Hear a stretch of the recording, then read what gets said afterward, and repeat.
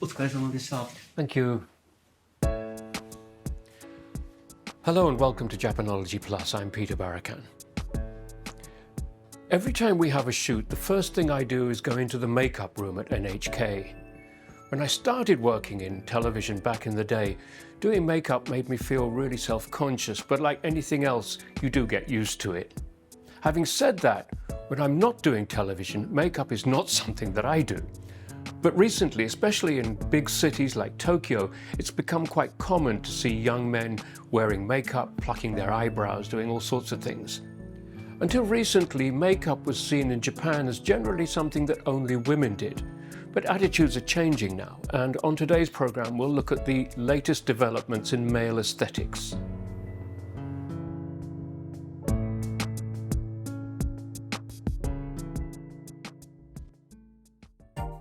We'll start at a cosmetic shop in Tokyo run by an online retailer. In the past, it was unusual to see men in shops like this. But that's no longer the case. 化粧水と導入化粧水オールインワンクリーム。私が結構そのニキビとかで悩んできて、でいろんなの試してて、良かったものは使ってほしいなっていう感じで。鼻のなんか毛穴パックみたいなのをやってます。ピーリングっていうなんか角質を落とすやつ最近ハマってやってます。The growth in demand for men's cosmetic products was a big boost for a market that seemed to be past its peak. The market has grown by 50% in 15 years and generates annual sales of over 150 billion yen. But skincare products are far from the whole story. メンズ用のその BB クリームとかで使ってニキビ跡とかニキビとかを消してカバーしてくれるっていうアイテムとか、最近 TikTok とかでそういうメンズコスメとかそういうアイテムを紹介してる人が結構増えてたりして、そういうのを見て自分もちょっとでも垢抜けたり綺麗に見せれたらいいなみたいな思って。I think that people's attitudes are changing. The way they see beauty is diversifying. And at the same time, we're seeing a change in what young men want, what they aspire to. It's gradually evolving. Recently, K-pop idols have become widely admired, and many men want to look like them. They want to emulate them. It's creating a growing awareness of beauty and aesthetics. Male cosmetic products were previously a niche market. But rising sales have boosted the entire industry. Men using cosmetics is actually not a new phenomenon in Japan. For over 1,000 years, it was normal for Japanese men to wear makeup. 8th century aristocrats used face powder. They also pulled out their own eyebrows. They then drew replacement eyebrows higher up on the forehead. Why did they do that? One theory is that eyebrows that did not convey changing emotions projected an image of serene authority. This style of makeup came to represent the high status of the nobility. Later in history, when the samurai class emerged, men used makeup in new ways. It helped them to look brave and undaunted on the battlefield. If they were killed, makeup signified their high status, preserving their honor and dignity in death. A 1,000-year tradition of male cosmetics came to a sudden end during Japan's 20th century economic boom. But why? Hiramatsu-san. Hello. It's nice to meet you. Thanks for having me. Our guest this time actually has a PhD in cosmetics. Hiramatsu Ryuen specializes in psychology and culture. He has published his research on cosmetics and appearance, and his work illuminates aspects of Japanese society in a new way. You do see a lot more young men using makeup than you used to, don't you? It's said that the COVID-19 pandemic led to an increase in men using cosmetics. People spent more time at home, and women started using makeup less often. But strangely, it seems the number of men using it went up. Yeah, I understand the bit that women don't do makeup because they don't need to. They're not going out of the house. Why would guys do it as a result of that? At the workplace, it was difficult for men to wear makeup. Their colleagues would notice and call them out for it. But at home, they could wear makeup and no one would say anything. Also, online meetings became more common. People wanted to look good on screen, so they applied makeup. I think that was another reason. When I first came here, which is admittedly almost 50 years ago, you did not see men in makeup at all, as far as I can remember, apart from maybe one or two entertainers on television. In the 1960s and then the 70s, which is when you arrived, Japanese men stopped using makeup. But they had been using it for centuries. All through history? Absolutely. Really? That's really surprising. I mean, for example, during the years of militarism, just before the war and maybe during the war, what about that period? In the late 19th and early 20th centuries, skincare and facial beauty treatment was common for male students, soldiers, and other groups. In fact, men used makeup more commonly than women. Really? Yes. And during the war, makeup played a key role for soldiers and sailors when they went into battle. Why? Well, there was a book in the 18th century that laid out guidelines for samurai. It was called Hagakure. It stated that samurai should wear makeup. They must always keep blusher on their person. That was one of the rules. Wow. Similarly, soldiers in the Second World War were told to consider their appearance. Oh. Enemies might interpret a pale complexion as fear, and fellow fighters might see it as a loss of morale. To prevent that, they wore makeup. So why does that change so dramatically in the 60s and the 70s? Japan moved from wartime to a period of rapid economic growth. Men put all of their focus on work. They didn't have time to think about beauty or their appearance. From Monday to Friday, businessmen would simply wear a suit. And at weekends, they'd switch to golf attire. That was it. Actually, I'm remembering back to the 70s now. I mean, guys weren't wearing makeup in the way that they do now. But on television, you used to see ads for, I suppose, male cosmetics of a sort. And people like Charles Bronson were advertising them. The advertising for those products would emphasize traits that were seen as typically masculine.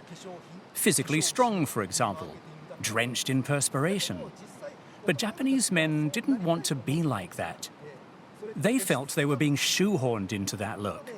But for a time, they didn't wear makeup. Then came David Beckham. He was part of my generation. Previously, we saw athletes as sweaty and dirty. That was the image. But Beckham was different. He was a sportsman, but he was stylish. He cared about his appearance. Just after he came on the scene, the word metrosexual started to appear in the media. Oh. It was used a lot. It carried a sense of caring about your looks, being knowledgeable about wine, choosy about food. It was a brand new vision of masculinity, and it became very popular. Yes, metrosexual. It's a word that one does hear. It's not a word in my active vocabulary, I think. But definitely things have changed. We're now accustomed to thinking about our appearance. Young men of today don't think it's strange to use makeup. And I think that's a plus. Something positive. Japan has a hairstyle that was a feature of male identity for over 800 years. The chonmage top knot is familiar to anyone who's seen a samurai movie. To create this style, the top of the head is shaved. Then, hair at the back is put into a ponytail and rested on the exposed scalp. How did this distinctive hairstyle develop? It can be traced back to the nobility in the 8th to 12th centuries. Back then, aristocrats wore hats called eboshi. When doing so, they would tie their hair together and secure it on top of their head. That way it would fit neatly inside the hat. Later in history, samurai imitated that style. From the 12th century, samurai fought countless battles across Japan in efforts to expand territory. Standard battlefield attire consisted of a helmet and armor, but the helmets presented a problem. In Japan's summer heat and humidity, they'd make the head hot and sweaty. Shaving was the solution. Samurai shaved the tops of their heads. It was the hair equivalent of switching to light clothing in summer. In the 17th century, Japan entered a period of peace, but the chonmage persisted. The chonmage gave a man sex appeal, and the hairstyle became a hallmark of Japanese culture. Men began evolving the hairstyle and competed to develop new, ever more stylish forms. A book introducing men's fashion was released in 1773. Much like a modern fashion magazine, it featured pictures and descriptions of recommended outfits.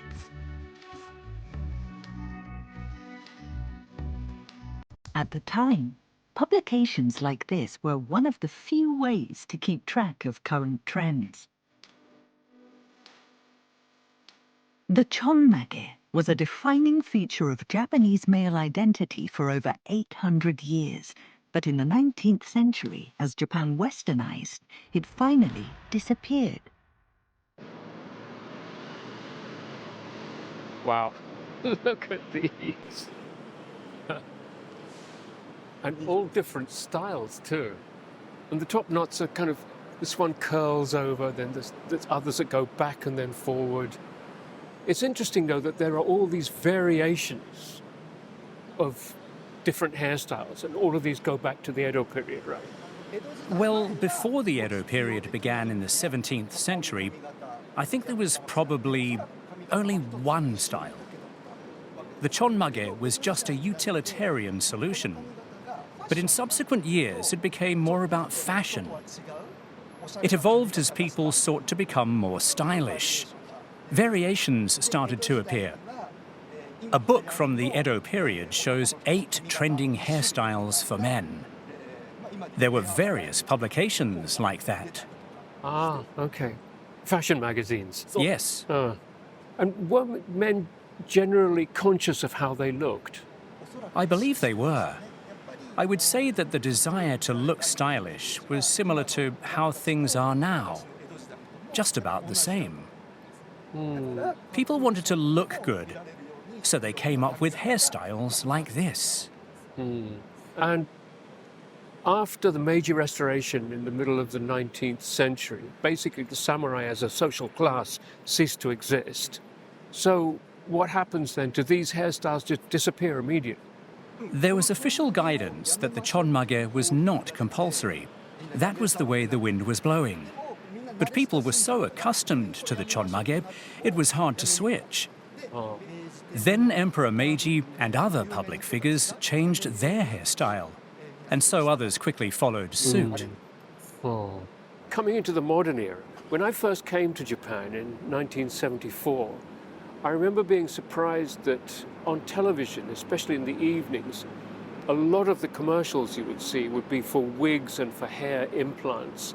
And even now you see them, not quite as much perhaps, but evidently Japanese men were very self-conscious about losing their hair. For some reason, many Japanese men are terrified of losing their hair. But it seems to me that men in Europe and North America can see baldness as a big plus. Would you agree? I mean, there are some iconic people, when I was a kid, there were people like Yul Brynner. And then later on, there were people like Michael Jordan and Brian Eno. I mean, there's lots of examples probably, but an absence of hair can actually be very cool. In Japan, men who could no longer grow a top knot were seen as no longer young. They were ready to retire. It was time for them to withdraw from society. It's like the sumo wrestlers. Yes, when they retire. Oh. Losing your hair means that you've served your purpose. You're surplus to requirements. That idea is really scary.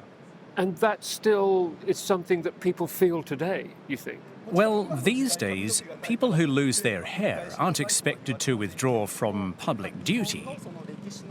But the customs and ways of thinking we have inherited certainly do have a lingering effect.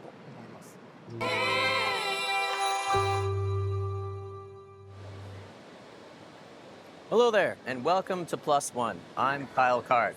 Now, today's theme is male aesthetics, but there's so many men, myself included, who sometimes don't even know where to start when it comes to fashion and styling.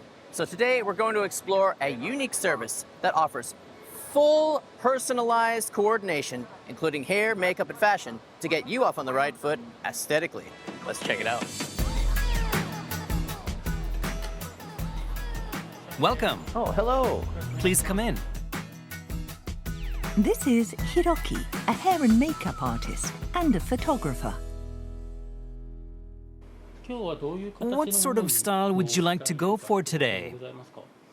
Well, I do a lot of television work, and because of that work, I usually have to wear a lot of simple clothing and be very conservative. So I want to try something like kind of wild and playful, something I'm not used to, but I'm not exactly confident that it will look good on me. In that case, let's start with the outfit. Just this way. Oh, so we start from the clothing? Okay. Oh, wow. Got a lot of clothes in there. So what are you looking for when you're thinking about a fashion coordination? The color. What might go with the client's skin tone? That's what I look for. Oh, wow. It's kind of like a wizard robe. That's cool. Can you try it on? Okay. All right. Well, here we go. I'll be back.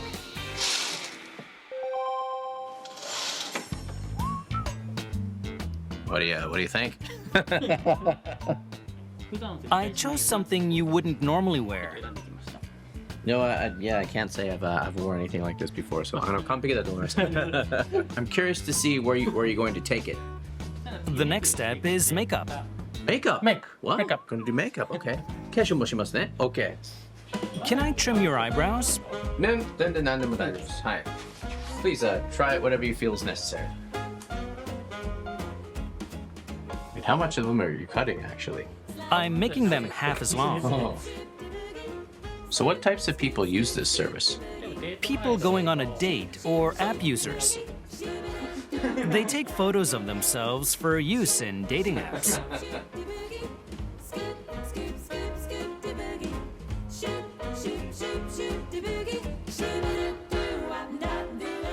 Wow.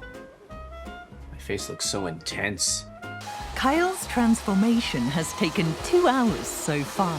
The final step is his hair. Oh, wild.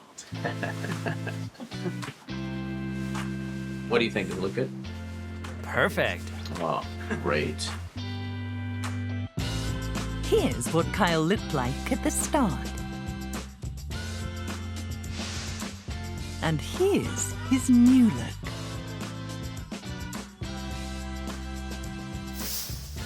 He's achieved the wild, playful style he was looking for.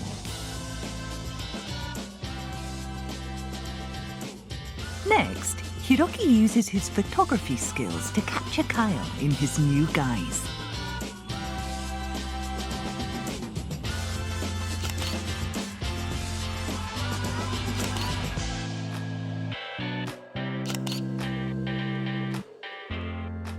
You allowed me to meet a different version of myself that I hadn't previously knew existed, so thank you so much. I craft people's hair and makeup and match that to various outfits. I think it's fun for the customer. Thank you so much for today. You're very welcome.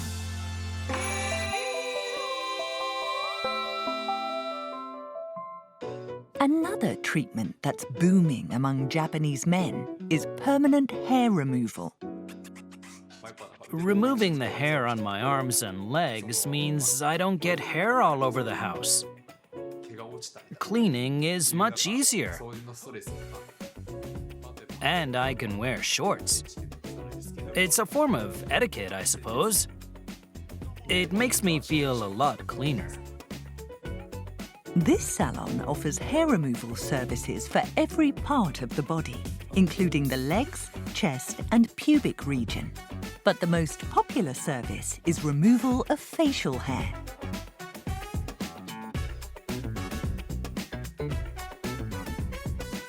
This 20-something is having facial hair removed for the first time. My wife prefers no facial hair, so here I am. Okay, let's get started.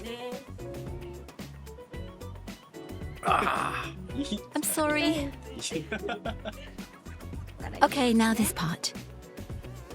Meow. This is torture. The users of this service must endure a painful procedure. For this man, the full course will take 2 years. The hair removal trend isn't limited to younger men. I'm 55. I have hair removed in delicate areas. In the future, I may need caring for, and I want to make it easier for the caregivers.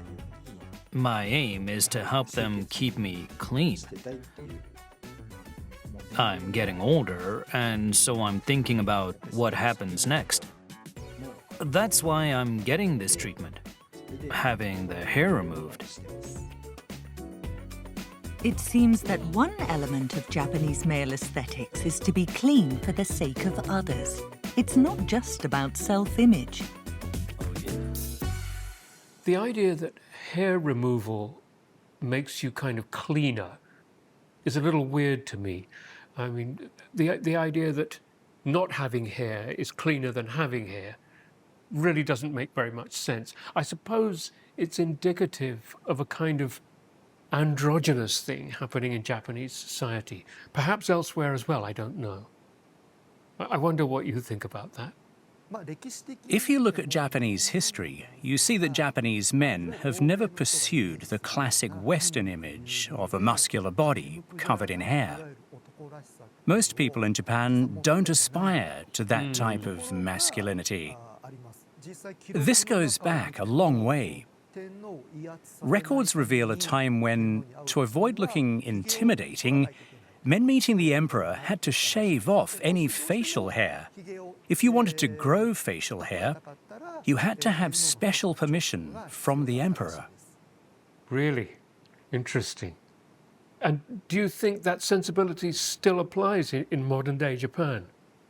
It's less of a historical influence and more of a fundamental difference between Japan's view of masculinity and the Western view.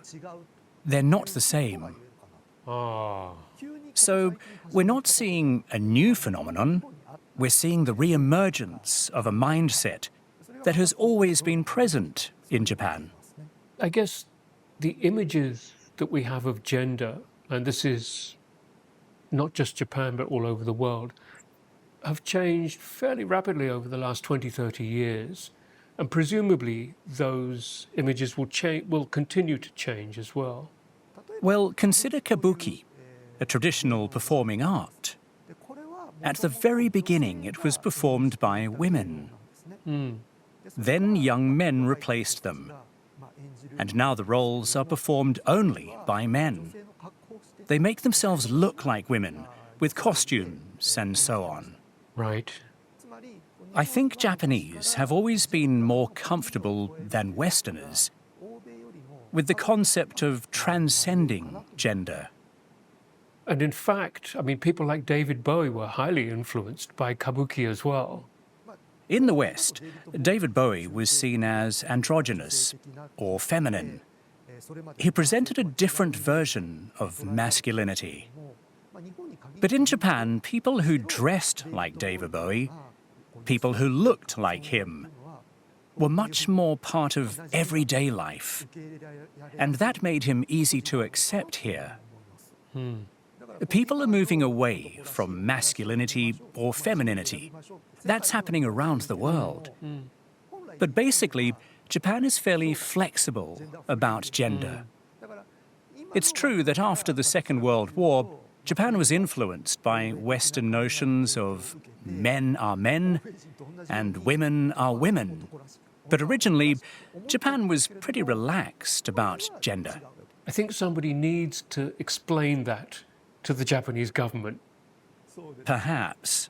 By applying makeup, people can present themselves as they wish. These days, men can once again be true to what they see as their identity. You know, at the very beginning of the show, I said that, you know, makeup is something that's quite foreign to me. And that won't change, I'm sure. But then I've kind of realized in the process of talking to you today that my values and images and concepts are probably getting a bit out of date, which is hardly surprising given my age. But it has been quite illuminating, I must say, just to realize that this stuff has all been around in Japan for hundreds and hundreds of years, and I just didn't know about it. So thank you very much. My pleasure.